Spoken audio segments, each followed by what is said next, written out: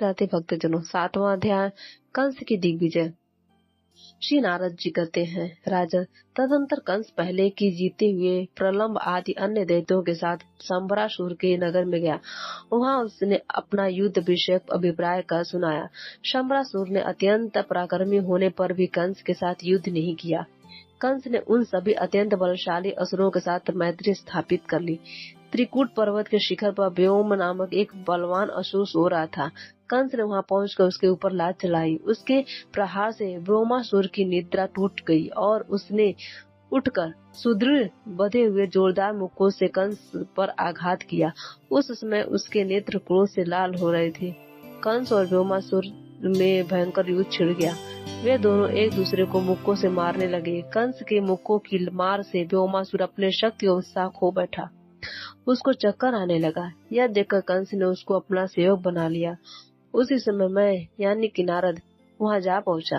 कंस ने मुझे प्रणाम किया और पूछा, हे देव, मेरी युद्ध विषयक आकांक्षा भी पूरी नहीं हुई है, मुझे शीघ्र बताइए, अब मैं कहाँ किसके पास जाऊं? तब मैंने उससे कहा, तुम महाबली दैत्य बाणासुर के पास जाओ। मुझे तो युद्ध देखने का चाव रहता ही है। मेरी इस प्रकार की प्रेरणा से प्रेरित हो बाहुबल के मद में उन्मत्त रहने वाला कंस शोणित पूछ गया। कंस की युद्ध विषयक प्रतिज्ञा को सुनकर महाबली बाणासुर अत्यंत कुपित हो उठा। उसने मेघ के समान गंभीर गर्जना करके पृथ्वी पर बड़े जोर से लात मारी। उसका यह पैर घुटने तक धरती में धंस गया और पाताल के निकट जा पहुंचा। ऐसा करके बाणासुर ने कंस से कहा, पहले मेरे इस पैर को तो उठाओ। उसकी यह बात सुनकर मंदोमत्त कंस ने दोनों हाथों से उसके पैर को उखाड़ कर ऊपर कर दिया। उसका पराक्रम बड़ा प्रचंड था। जैसे हाथी गढ़े हुए कठोर दंड या खंबे को अनायास से उखाड़ लेता है, उसी प्रकार कंस ने बाणासुर के पैर को खींचकर ऊपर कर दिया। उसके पैर के उखड़ते ही पृथ्वी तल के लोक और सातों पाताल हिल उठे। अनेक पर्वत धराशायी हो गए और सुदृढ़ दिग्गज भी अपने स्थान से विचलित हो उठे। अब बाणासुर को युद्ध के लिए उद्यत हुआ देख भगवान शंकर स्वयं वहां आ गए और सबको समझा बुझाकर युद्ध से रोक दिया। फिर उन्होंने बालीनंदन बाण से कहा, दैत्यराज, भगवान श्री कृष्ण को छोड़कर भूतल पर दूसरा कोई ऐसा वीर नहीं है जो युद्ध में इसे जीत सकेगा। परशुराम जी ने इसे ऐसा ही वर दिया है और अपना वैष्णव धनुष भी अर्पित कर दिया है।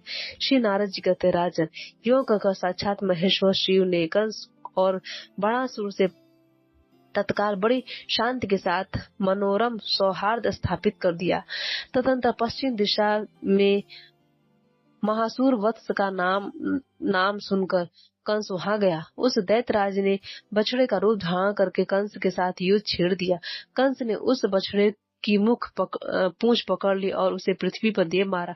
इसके बाद उसके निवास भूत पर्वत को अपने अधिकार में करके कंस ने मलेच्छ देशों पर धावा किया। मेरे मुख से महाबली दैत्य कंस के आक्रमण का समाचार सुनकर कालयवन उसका सामना करने के लिए निकला।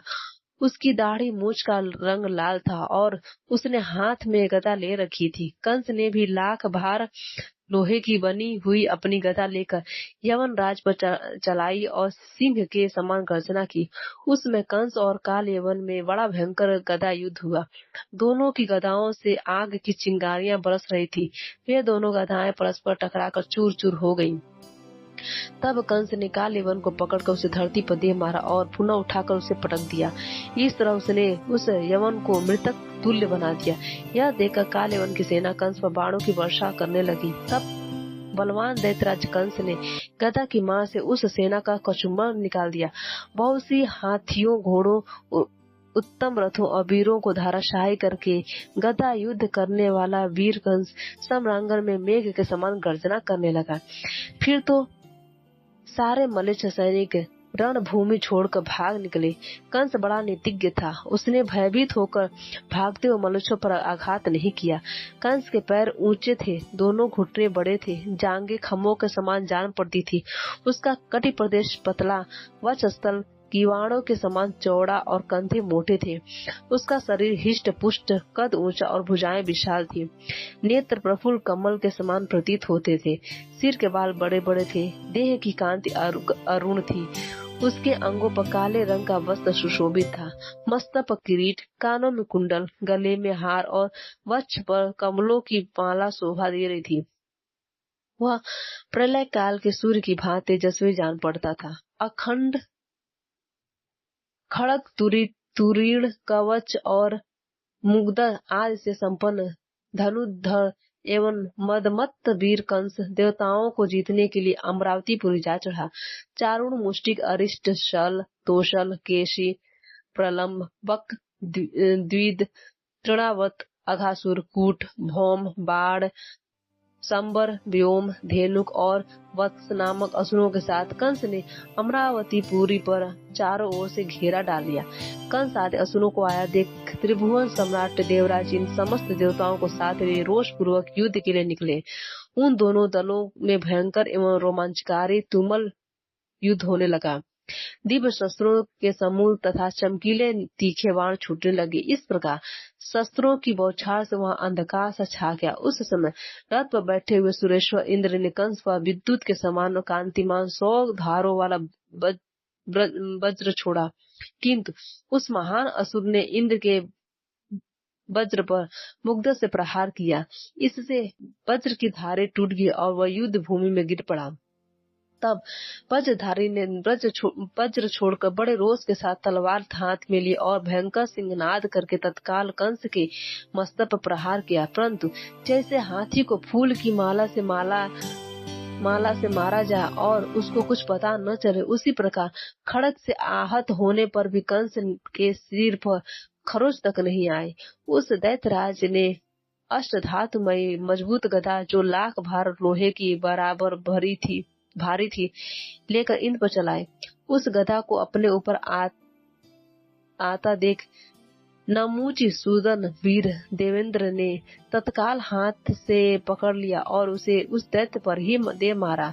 इंद्र के रथ का संचालन मालती कर रहे थे और देवेंद्र शत्रु दल का दलन करते हुए युद्ध भूमि में विचर रहे थे। कंस ने परिधि लेकर असुर द्रोही इंद्र को कंधे पर प्रहार किया। इस प्रहार से देवराज क्षण भर के लिए मूर्छित हो गए।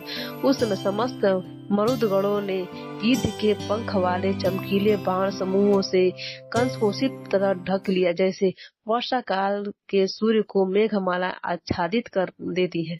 यह देखकर 1000 भुजाओं से युक्त बलवान वीर बाणासुर ने बारंबार धनुष की टंकार करते हुए अपने बाण समूहों से उन मरुदगणों को घायल करना आरंभ किया। बाणासुर पर भी वसु, रुद्र, आदित्य तथा अनन्याय देवता एवं ऋषि चारों ओर से टूट पड़े और नाना प्रकार के शस्त्रों द्वारा उस पर प्रहार करने लगे। इतने में प्रलम्ब आदि असुरों के साथ गर्जना करता हुआ भौमासुर आ पहुंचा। उसके उस भयानक सिंहनाद से देवताओं लोग मूर्छित होकर भूमि पर गिर पड़े। उस समय देवराज इंद्र शीघ्र ही उठ गए और लाल आंखें किए ऐरावत हाथी पर आरूढ़ हो उस मदमत गजराज को कंस की ओर से उसे कुचल डालने के लिए प्रेरित करने लगे। अंकुश की मार से कुपित हुआ वह गजराज शत्रुओं को अपने पैरों से मार मार कर युद्ध भूमि में गिराने लगा। उसके गले में घंटे बंधे हुए थे। वह किंकिणी जार तथा रत्नमय कंबल से मंडित था। गोरोचन, सिंदूर और कस्तूरी से उसके मुखमंडल पर पत्र रचना की गई थी। कंस ने निकट आने पर उस महान गजराज सिर के ऊपर सुदृढ़ मुक्के से प्रहार किया। साथ ही उसने सम्रांगण में देवराज इंद्र पर भी दूसरे मुक्के से प्रहार किया। उसके मुक्के की मार खाकर इंद्र ऐरावत से दूर जा गिरे। ऐरावत धरती पर घुटने टेक कर व्याकुल हो गया। फिर तुरंत ही उठकर गजराज ने दैत्यराज कंस पर दांतों से आघात किया और उसे सूंड पर उठा कर कई योजन दूर फेंक दिया। कंस का शरीर वज्र के समान सुदृढ़ था। वो उतनी दूर से गिरने पर भी घायल नहीं हुआ। उसके मन में किंचित व्याकुलता नहीं हुई, किंतु रोष से ओठ फड़फड़ाता अत्यंत जोश में भरकर वह पुनः युद्ध भूमि में जा पहुंचा। कंस ने नागराज ऐरावत को पकड़कर सम्रांगण में धराशायी कर दिया और उसकी सूंड मरोड़ कर उसके दांतों को चूर चूर कर दिया। अब तो ऐरावत हाथी उस सम्रांगण से तत्काल भाग चला। वह बड़े बड़े वीरों को गिराता हुआ देवताओं की राजधानी अमरावतीपुरी में जा पहुंच घुसा। तदंतर दैत्यराज कंस ने वैष्णव धनुष पर प्रत्यंचा चढ़ाकर बाण समूह तथा धनुष की टंकारों से देवताओं को खदेड़ना आरंभ किया। कंस की मार पड़ने से देवताओं के होश उड़ गए और वे चारों दिशाओं में भाग निकले। कुछ देवताओं ने रणभूमि में अपना शिखाएं खोल दी और हम डरे हुए हमें न मारो इस प्रकार कहने लगे।